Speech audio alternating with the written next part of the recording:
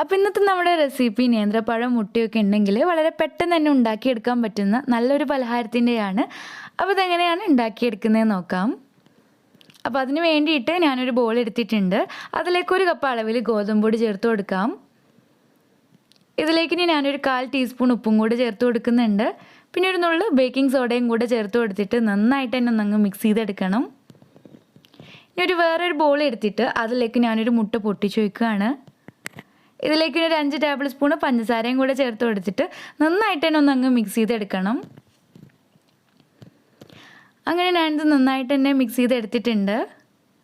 ഇനി ഞാനിതിലേക്ക് ഒരു 2 ടേബിൾ സ്പൂണ് സൺഫ്ലവർ ഓയിലും കൂടെ ചേർത്ത് കൊടുക്കുന്നുണ്ട്. ഇനി ഓയിൽ ചേർത്തില്ലെങ്കിലും കുഴപ്പമൊന്നുമില്ല. ഇനി ഒരു 1/4 കപ്പ് അളവിൽ പാലും കൂടെ ഒഴിച്ച് കൊടുത്തിട്ട് നന്നായിട്ട് തന്നെ ഒന്നും കൂടെ ഒന്നങ്ങ് മിക്സ് ചെയ്തെടുക്കണം.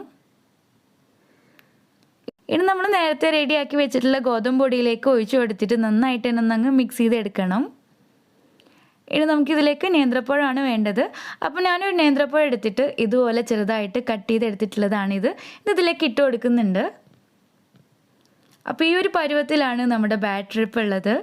ഇനി നമ്മളിത് ആവിയിൽ വെച്ചിട്ട് വേവിച്ചെടുക്കുകയാണ് ചെയ്യുന്നത്. അപ്പോൾ ഇതുപോലത്തെ ചെറിയ പാത്രത്തിൽ കുറച്ച് നെയ്യൊന്ന് തടവി കൊടുത്തതിന് ശേഷം കുറച്ച് മാവ് ഇതിലേക്ക് ഒഴിച്ച് കൊടുക്കുക. അങ്ങനെ ഞാൻ ഈ ബാറ്റർ മുഴുവനായിട്ട് ഇതിലേക്ക് ഒഴിച്ചു കൊടുത്തിട്ടുണ്ട്. ഇനി നമുക്കിത് വേവിച്ചെടുക്കണം.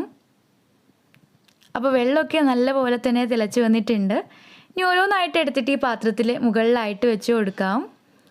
ഒരു 15 മിനിറ്റൊക്കെ മതിയാവും ഇത് വെന്ത് വരാനായിട്ട്. ഒരു 15 മിനിറ്റൊക്കെ കഴിഞ്ഞിട്ടുണ്ട്. നമുക്കിതൊന്ന് തുറന്ന് നോക്കാം.